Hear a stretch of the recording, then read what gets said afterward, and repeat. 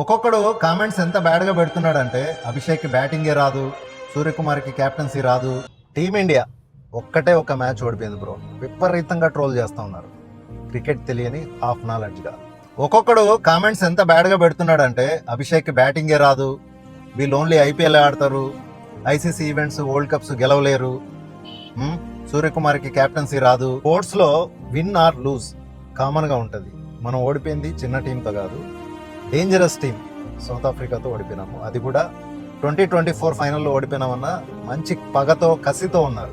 గెలిచినప్పుడే కాదు బ్రో, ఓడిపోయినప్పుడు కూడా సపోర్ట్ చేయాలి. అప్పుడే నువ్వు ట్రూ ఇండియన్ ఫ్యాన్ అవుతావు.